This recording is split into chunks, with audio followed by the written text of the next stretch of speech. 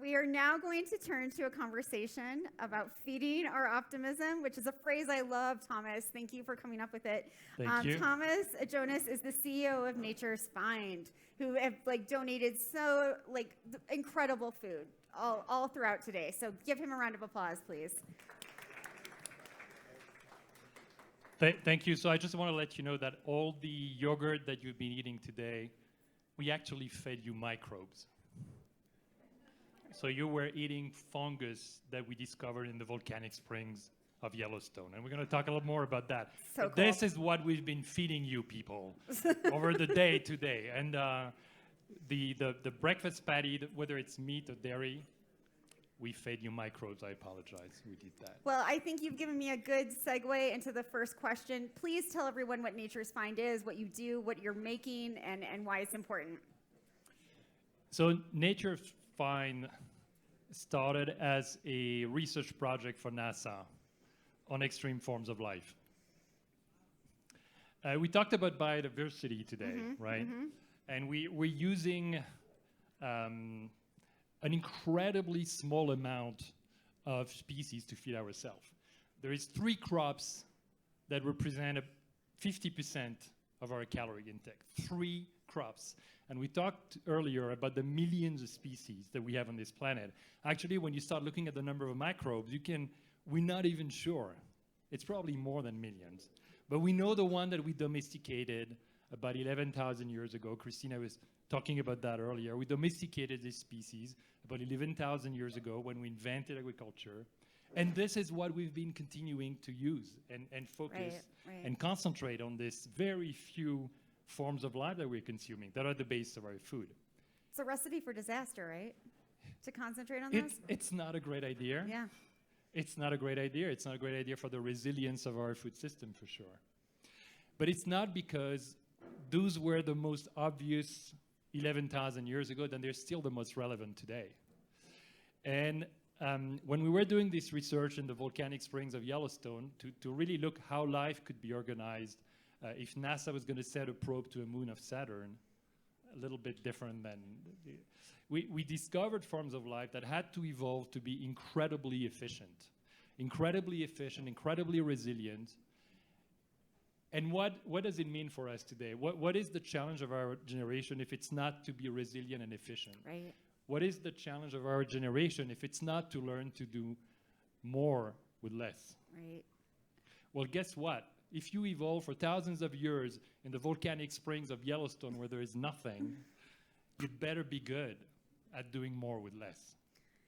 And so we discovered this microbe, we invented a way to cultivate it, and this is how, and we do this in Chicago. So we are for those of you who are familiar with Chicago, we are in the old stockyard, the historic center. Ironically. Yeah, ironically, the historic center of the meat industry. And we cultivate this microorganism without ever having to go back to Yellowstone. So we capture just a little bit of that. And the magic of fermentation, which is, we developed a fermentation technology, enabled us to continue to grow this extraordinary quality of protein. It's a complete protein, all essential amino acid. And we can do that using 99% less land, 99% less water, and emitting about 94% less greenhouse gas. Incredible, incredible. So we can do these things. This is not science fiction, this is science. It's happening today. It is happening. And I wonder how you're looking at the growing number of companies who are trying to do the same thing, and if are they doing it in a way that you would agree with? Are they focusing on the science and the efficiency and the urgency? Look, I think what's really exciting is technology is coming to food, right? And that sounds like, technology and food, what are they going to do? You know, Frankenstein, some weird food here or there. But here is the thing. Food is the primordial technology of our species. And I want us to think about this for a minute. The way we grow our food, the way we make our food, the way we cook our food, it's the defining technology of our species. This is what we do. I mean, a kitchen is the first lab. Yeah. We transform things. We heat them. We cook them. It's all innovation, right? It's all innovation. It's technology, right? So what's amazing is how we're still using in so many ways technology we invented 11,000 years ago. So you all have a cell phone in your pockets, you all driving cars. That is new technology. But what's amazing is how we eat is so much similar to how we were feeding ourselves 11,000 years ago. And it's amazing how the innovation has been so incremental, but there's never been really a lot of jumps. Right. And what's exciting is I think now is the time where a lot of companies are trying to think about how can we come up with new solutions. And it's not about saying, oh, what people are doing before is bad, or it's just about thinking about the efficiency. Mm-hmm. How can we be more efficient? So yes, there are a lot of companies looking at that. I think there's a lot of different ways, and I think we should welcome all these different ways. You know, people will sort out what they want to eat or not eat. So we are, you know, you can try, we're passing around our yogurt, you can try them. If you don't like them, you're not going to buy them, and the technology will roll over and die. And that's totally okay, right? That's the beauty of it.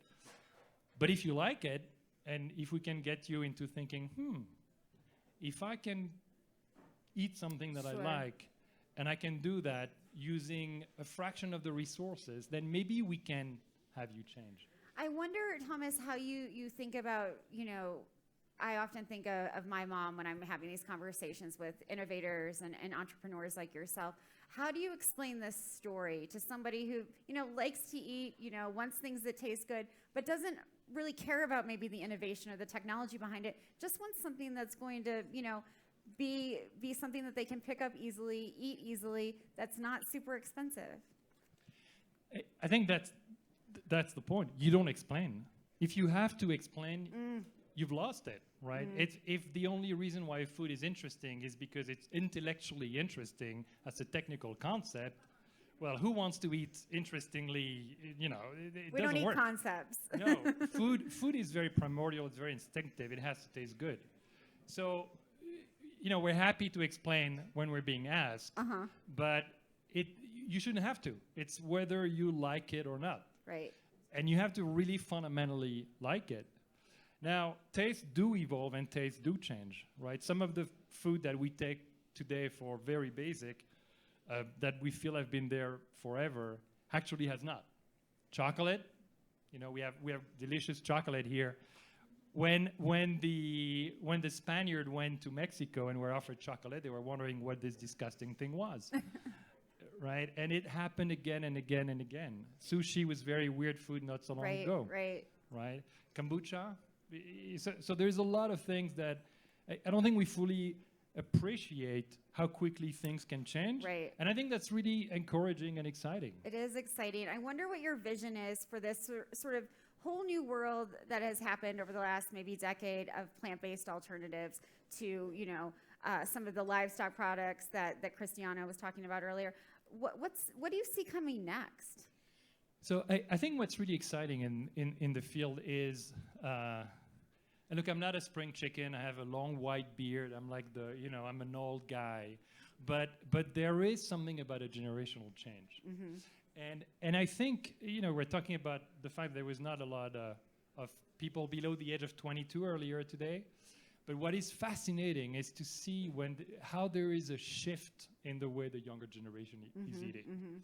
And that shift, in many ways, has some similarities with the way people stopped smoking, or the way people stopped wearing fur, or, you know, you have a generation that's doing it, and suddenly it's gone. Right. And you don't really see it, but it's just a generational thing. So, I want to be clear. I'm not thinking everybody has to become a vegan tomorrow morning, or we are all going to destroy the planet and burn in hell.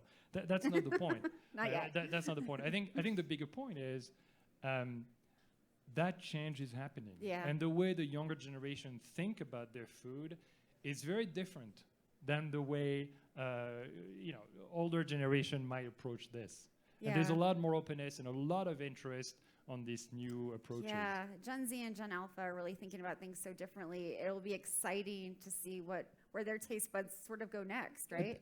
The taste buds, but also the categories. You know, what's very interesting is you go into high school and you talk to kids, you know, in senior and in junior, and you ask, who is a vegan here? And first of all, you're really impressed with the amount of people who raise their hand. Right. And then they say, I'm a vegan, but not for dessert. Or I'm a vegan, but I still have eggs. What this is really telling us is these categories don't really matter to me. But when you step back and you look at the bigger picture is I don't want to eat as much animal protein as we typically do, as we did before. As my parents or grandparents. That's right. And I think that's the message above and beyond all the category and all they don't really care about that. Yeah, they care about other things. It's really interesting to me. I'm wondering for you, what opportunities you see for the private sector to work with other stakeholders, like researchers, like NASA, like, you know, to come up with these new and interesting ideas that can translate into beautiful, delicious products. Yeah, so that's so we first of all we are a child of the public sector. I mean, we wouldn't have been able to start the company without, at the very early stages, the help of NASA, the National Science Foundation, the EP. I mean, you know, there is all this network of funding that exists that enable us to get going, and that was fantastic. It was very helpful. Right. You just have a scientific idea, and what are you going to do with that? You need a little bit of funding before you can get to a certain level of maturing the technology so you can get into private funding. Now, private is essential. I mean, most people are private individuals that work for the private sector, and most of the economy develops in a private form. And you know, arguably, it's not the role of the government to enable a company to happen. I'm not expecting that. But I think what's important is that the regulatory environment enables innovator to come and just innovation to happen. I remember a few years ago I was meeting this senator in Washington, and he said, well, you know, regulation have really two purposes. One of them is to protect the consumer. The other one is to block new entrants. And he was very blunt, but if you think about it, it's very true. Industries that are in place have lobbyists that they pay to make sure that new entrants don't come and disrupt. And if you're a disruptor, you're going to be disrupting someone who doesn't want to be disrupted, right? So, yes, that's the game. Yeah, that's the game. So I think where the balance between the private and the public sector come in is in the public sector ability to enable things and kind of let things unfold without the incumbent preventing that to happen. To let experimentation happen. Yes, that is important. And control experimentation. Sure, you know, you want to make sure that all the food that is put on the market is safe, and all of that should be checked, and the government has a strong role there. Yes, very true. Sure. We're running out of time, but I'm wondering if you can give advice to consumers who, you know, have a shopping list, need to feed their family. What advice would you give them about sort of exploring plant-based alternatives like what Nature's Find has been able to create? Be curious. Be curious and try a few things out of what you think you're going to like, because this is what you know. And there are things out there that you're going to be very surprised to see that you actually like and that you would want to get into your diet. I think that is the number one thing that I would recommend. Typically today, things that are plant-based or fungi-based like us tend to be pretty close in terms of price, but a little more expensive. Sure. And that is purely the benefit of scale. We're starting new things that do not exist. And of course, if you look at agriculture, you know, when you have hundreds of years of amortized infrastructure, the scale is different, the cost base is different, which is one more reason to try. Help us grow, help us get there. It's an exciting time. Thank you so much, Thomas. Thanks to Nature's Find. They've been incredible to Food Tank. We really appreciate you. Thank you. Thank you so much. And eat more yogurt.